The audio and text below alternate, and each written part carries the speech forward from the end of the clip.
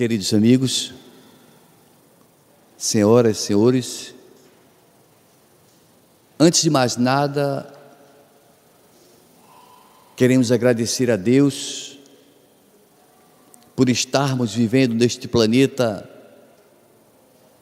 que nos oferece tantas paisagens belas, tantos recantos aprazíveis. Este planeta que nos propicia encontros de amor, vivência em família, estudos religiosos, universitários, local de aprendizado, de trabalho, de esforço. Não obstante, existe aqui e ali uma dorzinha, um problema pequeno, mas necessário a nós. Eu digo pequeno porque, por maior que seja o problema que estejamos a enfrentar, ele é sempre um remédio para nossas almas. Esta vida, afinal de contas, em resumo, é um preparativo para a grande viagem. Resta saber se estamos realmente nos preparando. Que tipo de precaução estamos tomando? Será que nós, muito preocupados com o preço do combustível, com o modelo do carro, com a reforma do lar, com a viagem de turismo, com a beleza estética, com o uso da moda o mais possível atualizada, será que nós estamos nos lembrando de que temos uma viagem com data marcada? Sim, porque quando a gente planeja uma viagem para um país distante, a gente enche de preocupação, de cautelas. Procura saber qual o tipo de moeda que vai usar, qual é a linguagem que vai ser utilizada naquele país, se eu devo ou não levar um intérprete, ir numa excursão em grupo. Será que a alimentação de lá eu vou estranhar demais? E a temperatura e o clima? Que tipo de roupa eu vou levar? Qual o meio de transporte? Medicamentos, a saúde? Onde vou me hospedar? A gente se preocupa com a viagem turística, mas a viagem propriamente dita certa, a gente não está nem aí. A gente nem se lembra, nem que a gente vai e nem que os parentes da gente vão. E quando ela chega, pega-nos de surpresa. E costumamos nos revoltar com as enfermidades. Porque a enfermidade tira a nossa capacidade de locomoção, porque a enfermidade tira-nos um pouco a lucidez. Mas nos esquecemos que a enfermidade, na maioria das vezes, é um curso preparatório para a viagem especial. Sim, porque a gente, quando tem uma doença longa, quando a gente é apegado às coisas do mundo, quando a gente humilha o semelhante, quando a gente se acha melhor do que todo mundo, quando a gente imagina que é rico, que arrota grandeza, porque tem um apartamento de luxo, na cobertura, 2 carros, casa na praia, nunca passou por preocupação financeira, mas vem a doença, e aquela pessoa arrogante, que não falava com os pobres, com os humildes, vai depender deles, para lhes dar banho, para lhes colocar sobre a cama, levá-los ao banheiro, dar-lhe um banho. É o exercício da humildade, tudo planejado por Deus, para facilitar a nossa chegada ao plano espiritual. E uma viagem certa. E nós precisamos nos preparar. Porque se somos apegados ao corpo biológico de forma excessiva, não iremos ao mundo espiritual. Ficaremos dentro da nossa casa, assombrando as pessoas, obsediando os parentes. Mas se nós aprendemos aos poucos nos desprender das coisas materiais, aí sim, podemos alçar voo. É por isso que estamos aqui. Estamos aqui na Casa Espírita, nas casas religiosas do mundo inteiro, com uma finalidade: tornar o nosso peso específico leve, para podermos flutuar no espaço, quando deixarmos a matéria grosseira guardada no túmulo. Seremos nós, o 14 bis, se arrastando com dificuldade? Ou seremos nós aquele que, a semelhança do pássaro que encontra a porta da gaiola aberta, alça voo rumo à liberdade? É o grande sonho, a liberdade. Este mundo é maravilhoso, mas somos nós prisioneiros.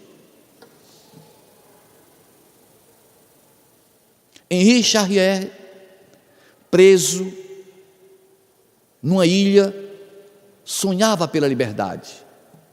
Dormia e seu espírito saía do corpo, porque o seu anseio era ser livre. Embora não pareça, nós somos almas prisioneiras da matéria que dificulta nossos movimentos. Imaginamos que podemos correr, subir em árvore, pular de galho em galho, em brincadeiras infantis, mas a idade vai chegando, a gente muito mal sobe no ônibus, por causa do reumatismo.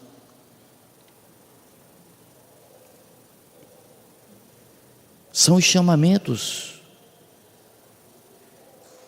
Mas será que existem lugares apropriados para nós após a morte da matéria? A doutrina espírita nos esclarece de uma maneira consoladora.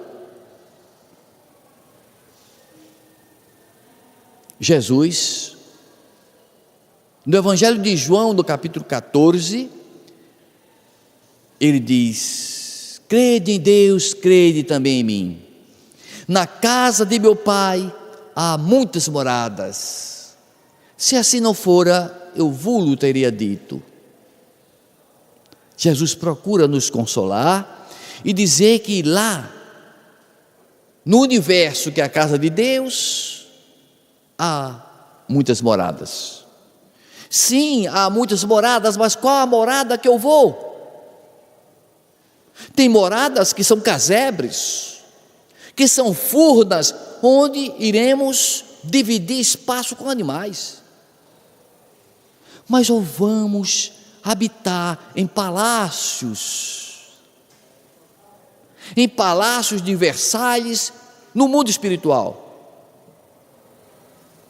tal qual está relatado na Revista Espírita, no ano de 1858, por Allan Kardec, que publica uma reportagem com Victorien Sardou. Victorien Sardou, um médium que recebe pela psicografia notícias do planeta Júpiter, mostrando em desenhos como é a casa que mora Mozart, o grande compositor Mozart, onde mora Zoroastro.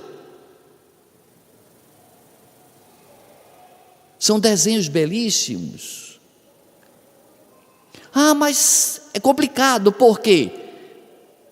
Porque nós, humanos, começamos a imaginar que vida tem de ser igual a nossa.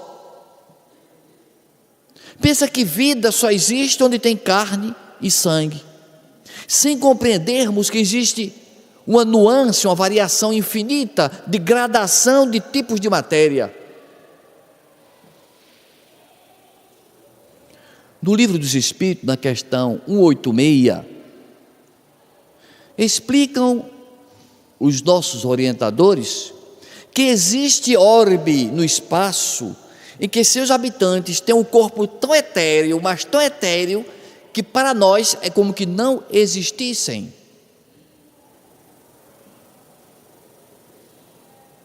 E nós, às vezes, que tanto estudamos o Espiritismo, e nós que tanto que nos debruçamos sobre a pesquisa, não percebemos que, quando morrer o nosso corpo físico, vai restar a nossa alma, que é o nosso perispírito, e que o nosso perispírito é matéria também.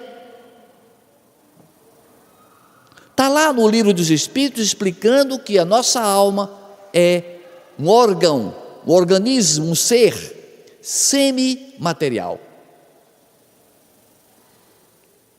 Quando a gente fala em alma, em mundo dos espíritos, a gente pensa que é alguma coisa intocável. Não. São seres com um tipo de matéria diferenciada, mais volátil, mais eterizada. Portanto, nós vamos habitar esses planos espirituais bem mais leve do que os nossos, do que este que nós vivemos. Bem mais leve. Enquanto na antiguidade, no decorrer da história, como um exemplo de Dante Alighieri, que nos conta na sua Divina Comédia como é o inferno, o purgatório e o céu, talvez para chamar a atenção, para provocar o medo, porque nós que vivemos do passado, íamos aos templos religiosos com medo do inferno, com medo de Deus, com medo da punição, do castigo eterno. Hoje sabemos que nada disso existe. O mal é temporário. Deus não castiga ninguém. Eu sofrerei até que eu desperte para a realidade, até que eu resgate meus débitos. Portanto, não há mais necessidade de aqui estarmos alavancando relatos de umbral, de trevas, de suicídio, de morte. Não. Vamos falar de lugares bons, de lugares que nos dê vontade de conhecer. Porque quando a gente vai colocar nas mãos uma revista de turismo, a gente procura os lugares mais bonitos. Ninguém escolhe conhecer um lugar ruim.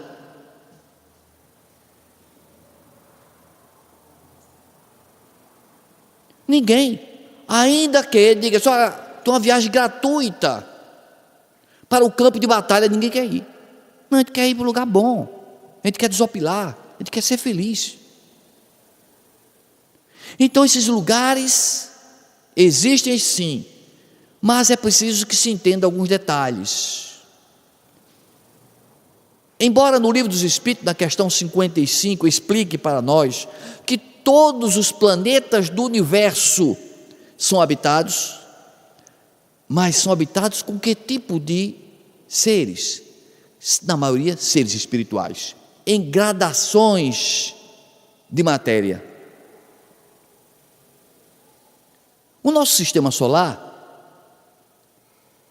nós temos 4 planetas rochosos, que era até mais propício a habitar seres como nós: Mercúrio, Vênus, Terra e Marte, rochosos. Só que até agora nada foi confirmado em Marte. O robô Curiosity, que percorre as montanhas, as planícies de Marte, já bateu milhares de fotografias e não encontrou nenhum marciano.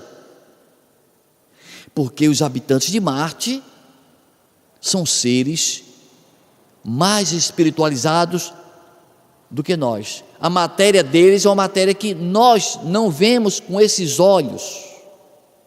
São matérias mais quintessenciadas. Os outros 4 planetas finais do nosso sistema solar, Júpiter, Saturno, Urano e Netuno, são gasosos. E como são gasosos, também não é propício a ter a vida semelhante à nossa. Mas existem algumas luas em Saturno, algumas luas em Júpiter, que os cientistas estão admitindo a possibilidade de ter vida semelhante à nossa, pelo menos próxima.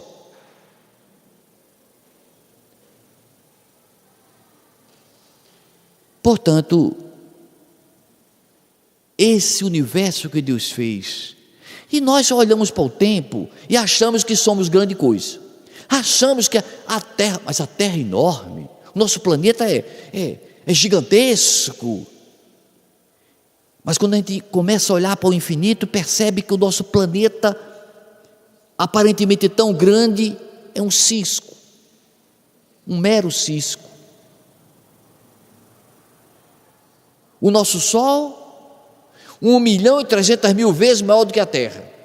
E se o Sol fosse o tamanho de uma bola de basquete, nosso planeta, que nós habitamos com tanto orgulho, seria uma pulga. E eu acho que daquela que mais perturba. Aquela pulga bem gosta de provocar formigamento no corpo. Portanto, esse universo infinito, fabuloso, foi todo ele construído por Deus. E convenhamos, nada do que Deus fez, faz e fará é desprovido de utilidade. Nada. Tudo que Ele fez, faz e fará tem uma finalidade. E essa finalidade maior é criar a vida. E Deus criou a nós. E nós temos que agradecer por estarmos aqui neste mundo com essa oportunidade fantástica de evoluir. É nosso caminho evoluir. Mas será que nós estamos investindo na espiritualização nossa? Ou será que nós tiramos a vida toda para comer, passear e dormir? Muitas vezes nós agimos assim. Nós nos assemelhamos a lagartas, que quando está comendo, está feliz da vida. Enquanto tem folha para comer, está comendo, feliz da vida. Mas chega o dia da lagarta começar a sentir o reumatismo chegando. Ela começa a andar devagarinho. Começa a ficar velhinha, começa a sentir dificuldade de ver e perda de apetite. A gente reclama, não é? Ai, olha, eu já não, as coisas que eu gostava quando era jovem, não estou mais gostando. Ainda ficando idoso, o paladar vai perdendo aquele gosto pelas coisas. As grandes viagens vai diminuindo de intensidade, quase sempre não quer mais sair de casa, já se locomove com certa dificuldade. Mas fulano era uma pessoa impetuosa, agressiva, corria, agitava-se, agora está manso. Não é manso não, é reumatismo que deixa ele andar, andando se arrastando os pés, com dormência nos dedos, andando, apalpando os objetos, porque tem um pouco de labirintite. Que coisa boa é ficar velho. Um cidadão estava do meu lado no consultório médico, lamentando porque estava velho, porque não estava escutando direito, porque não via direito, porque a vida é uma desgraça, o apetite diminuindo e coisa e tal. Olhou para mim, e o senhor? Graças a Deus que eu estou ficando velho, porque se eu não estivesse ficando velho, eu já tinha morrido. Ele calou-se. É uma bênção.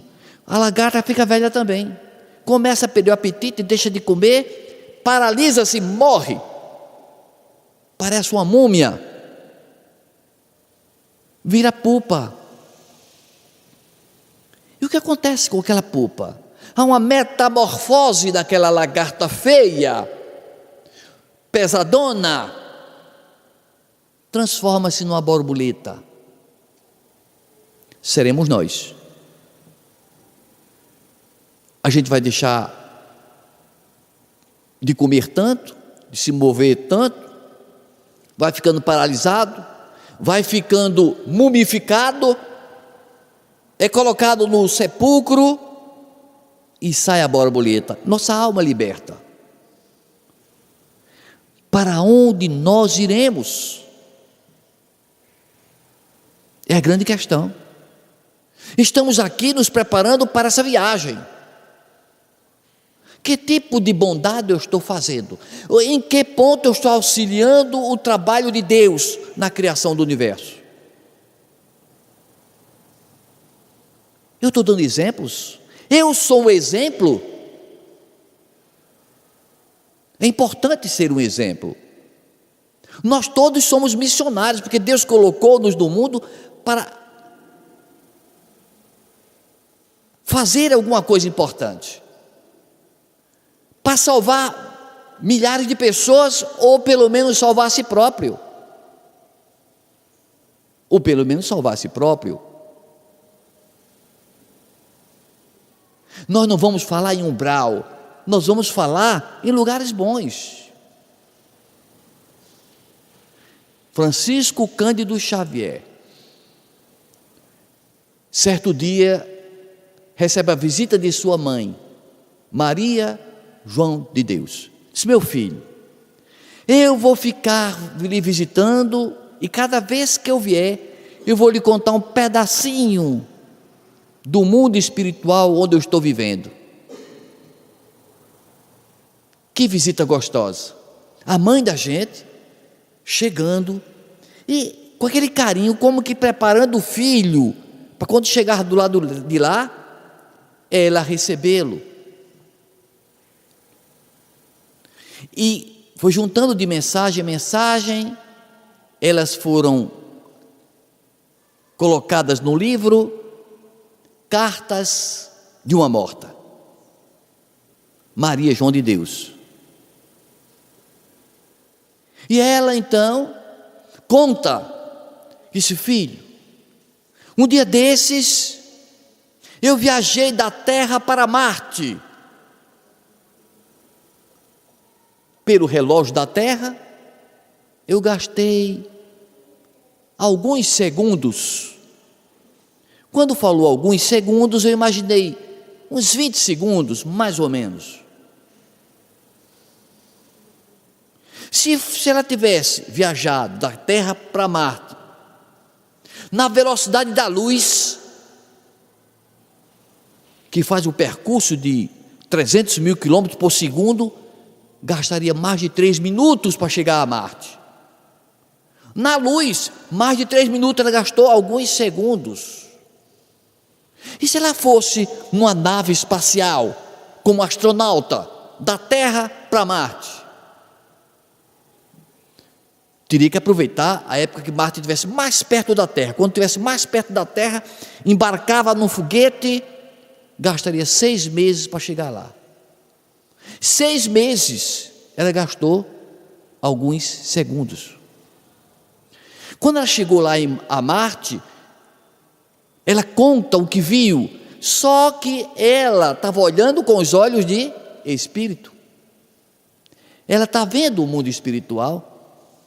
Ela não está vendo o mundo físico. Ela está vendo o mundo espiritual. E nós sabemos que as cidades espirituais são construídas não necessariamente pregada no solo, mas acima do solo, nas camadas eletromagnéticas que envolvem os planetas. André Luiz nos conta sobre a cidade Nosso Lar, que fica acima da cidade do Rio de Janeiro, construída sobre o campo eletromagnético da Terra, que o nosso planeta é comparável a um grande ímã com linhas de força. Em cima dessas linhas de força ficam os planos espirituais, que são as dezenas, centenas, milhares. Se na Terra tem milhares e milhares de cidades, metrópoles, o plano espiritual tem muito mais.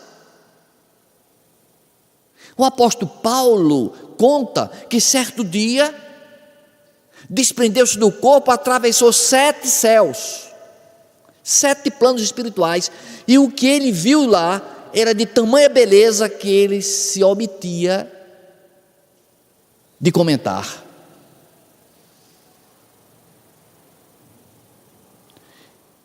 E Maria João de Deus, a mãe de Chico Xavier, descreve o mundo espiritual de Marte. Quando eu li esse livro, eu, sei lá, tinha 20 anos, por aí, achei um pouco fantástico, porque eu estava pensando que ela estava se referindo a seres de carne e osso como nós, morando em Marte. Mas não era. Eram seres semimateriais, vivendo nas camadas externas do planeta. Sendo que as camadas externas de cada planeta levam para si a mesma geografia, as mesmas montanhas, os mesmos rios, os mesmos lagos, quando eles existem. Então Maria João de Deus relata para nós como ela viu o planeta Marte. E ela diz, primeira coisa, os canais de Marte não foram feitos por mãos humanas, são naturais, foi provocado por erosão da natureza. Isso foi dito em 1935. Os astrônomos, cientistas, levaram alguns anos para chegar a essa conclusão, porque imaginava-se que Marte, os canais de Marte eram feitos por mãos humanas, seres de carne e osso, que não é verdade. Ela conta que em Marte tem poucas nuvens, confirmado pelo Jeep robô Curiosity, pouquíssimas nuvens. Que as águas de Marte se infiltraram no solo, foi confirmado pelo Jeep Curiosity. Então os detalhes trazidos por Maria João de Deus de Marte batem com as pesquisas científicas realizadas pela NASA do planeta Marte. Atualmente existe um robô, um objeto, uma nave circulando Saturno. Eu não sei se os senhores tiveram já a ocasião de colocar o olho na ocular de um telescópio e olhar Saturno. É a coisa mais linda do mundo. A gente vê em foto, vê em revista, mas é diferente. Você olhando no binóculo, no telescópio, você fica impactado, porque saber que está suspenso no espaço um planeta tão belo como aquele, circulado de centenas de anéis. Morar em Saturno deve ser uma das coisas mais belas que pode a mente conceber. Um planeta com centenas de anéis, com mais de 60 satélites, Mas a vida em Saturno é uma vida espiritual, mais espiritual que a nossa. É matéria, mas uma matéria mais quintessenciada. E Maria de Deus, visitando Saturno, diz que Saturno está envolvido por camadas de nuvens com gelo e água, semelhante a gelo e água.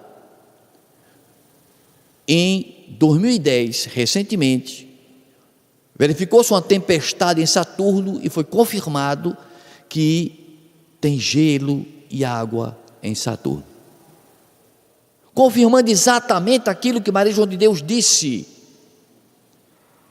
Mas será que nós iremos para lá? Ou iremos morar em Júpiter, onde mora Mozart, Zoroastro? Mas tem planetas muito mais belos pelo espaço afora, muito mais belos. Tem um sistema chamado Sírius. Quem chega à noite, não em Campina Grande, a gente chega no sítio, no interior, no lugar de pouca luz, o céu estrelado, parece que as estrelas querem saltar do firmamento, parece cristais brilhando. E a gente olha para o firmamento e observa a estrela que mais tem brilho, faiscando uma cor azulada, é Sírius, da constelação de Cão Maior, próximo da constelação de Órion. E Sírius, segundo descrição de Emmanuel, no livro Renúncia, em que ele conta que o grande espírito Alcione, que ele teve a oportunidade de conhecer aqui na Terra, foi promovido a morar em Sírius, num dos planetas do sistema Sírius. E ele diz que o sistema, essa estrela que a gente olha, a que mais brilha no firmamento, Sírius, não é uma estrela, são 3 estrelas. 3 estrelas brilhando tão juntas e tão unidas e tão distantes que a gente pensa que é uma só.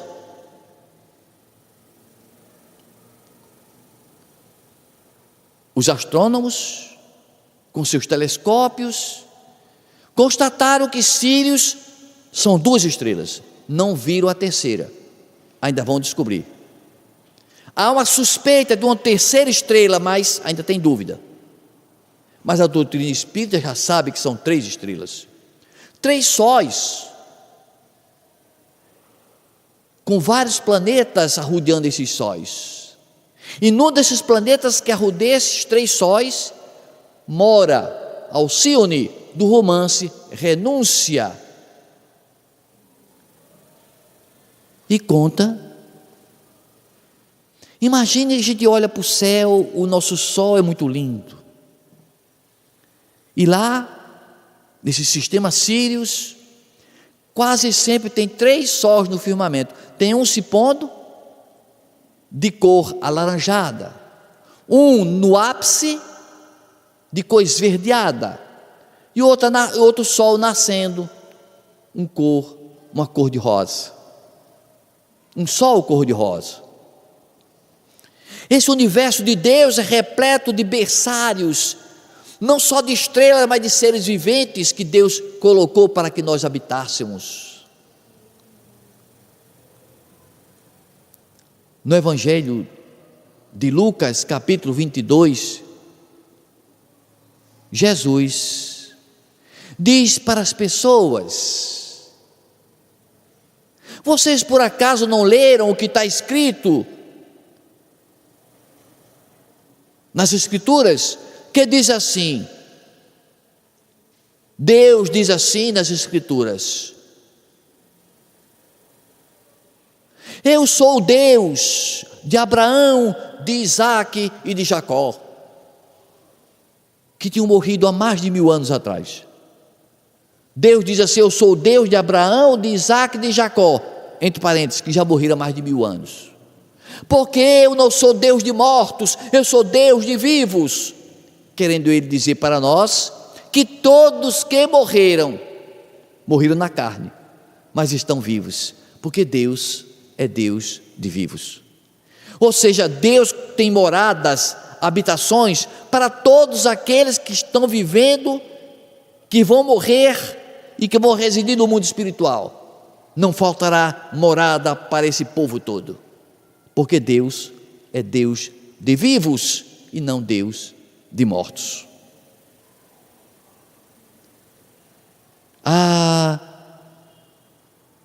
Nós vamos morar, porque nós somos pessoas mais ou menos, também não vamos encher muita bola, mas não pretendemos ir morar em trevas, nem queremos, estamos investindo para morarmos num lugar melhor, o melhor possível.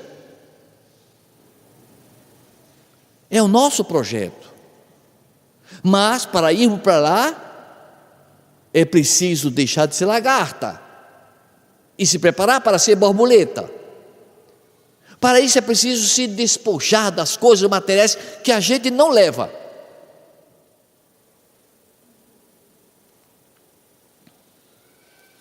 Saint-Exupéry, o autor de Pequeno Príncipe, ele diz uma frase, ou está no seu livro uma frase, dito pela raposa ao Pequeno Príncipe, uma frase que dá para nós pensarmos. Ele diz assim, a raposa diz assim: eu tenho um segredo, é que o essencial não é visível aos olhos, o essencial não é visível aos olhos, precisamos nos conscientizar disso. Aquilo que a gente olha, que acha que tem valor, não é o essencial. Quando nós olhamos para uma pessoa, nos apaixonamos por aquela imagem, não é o essencial. É importante que a gente se apaixone pela essência da pessoa e não pela aparência da pessoa. O essencial é invisível aos nossos olhos.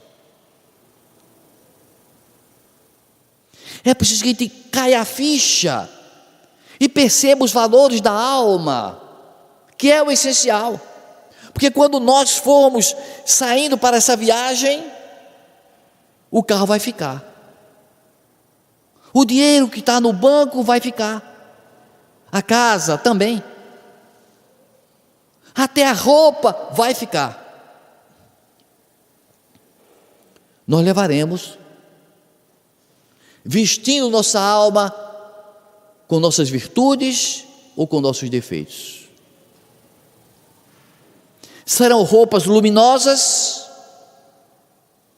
ou farrapos nos vestirão? Mas nós sonhamos com lugares melhores. Nós queremos morar em lugares que sejam paraísos. E para isso precisamos começar a perdoar, começar a amar mais os semelhantes, a investir no próximo, em nós mesmos. Por isso que a velhice veio com tanta força, por isso que Deus concebeu a velhice, para que a gente, uma vez não podendo mais gritar, aprender a falar manso de coração. Quando a gente não pode mais ver as coisas e nem escutar direito, começa a exercitar a intuição, para saber o que os outros estão dizendo, porque não está mais escutando nem vendo direito. Está exercitando a intuição, a telepatia.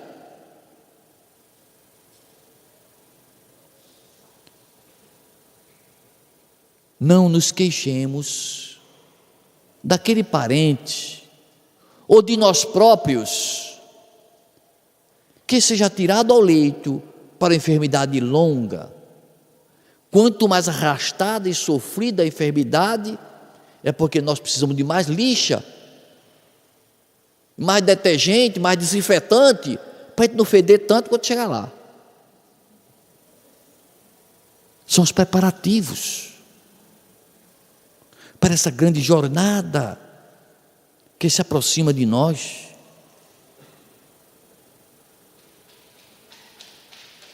Planetas habitados com seres de carne e osso como nós, igual a nós, por aqui por perto não tem nenhum. No nosso sistema solar não acredito que tenha nenhum com carne igual a nós. Possivelmente em Sírios vai ser igual ou semelhante a nós. Isso é um depoimento dado por Maria João de Deus, que visitou Sírios e que disse que lá tinha montanhas, rios, oceanos, florestas, e era tudo muito semelhante à terra. Então eu comecei a ter esperança de, quem sabe, pelo menos morar em Sírios. Tem 3 sóis magistrais. Eu estava conversando segunda-feira, última, com uma senhora católica, catolicíssima, que tem receio da morte, porque católico tem medo da morte, não sabe o que vai acontecer. Disse: Zanelis, o pior de tudo, sabe o que é? É que ninguém nunca deu notícia de como é o lado de lá. Eu disse: minha querida, são tantas informações de como é o lado de lá. A própria Igreja Católica sabe. Joana d'Arc conversava com São Miguel, com Santa Catarina, Santa Margarida. Os inquisidores perguntavam a ela se os anjos que conversavam com ela tinham roupa. Eles se vestem, têm lugares para morar.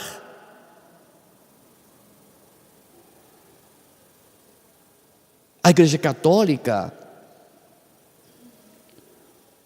no tempo de Kardec, publicou um livro,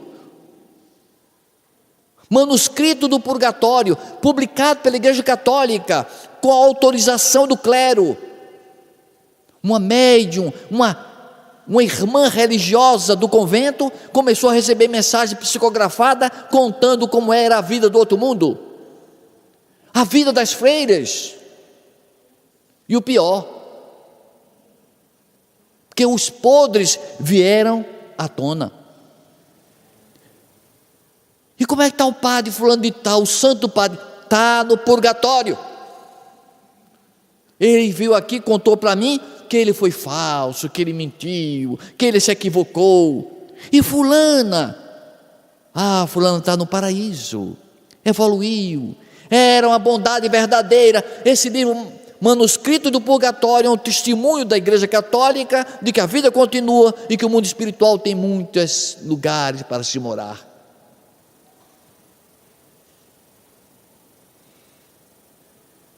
Kardec faleceu no ano de 1869. No mesmo ano que Kardec faleceu, nasce Walhoven. Walhoven dedica-se à religião e com 24 anos de idade torna-se um sacerdote na Inglaterra.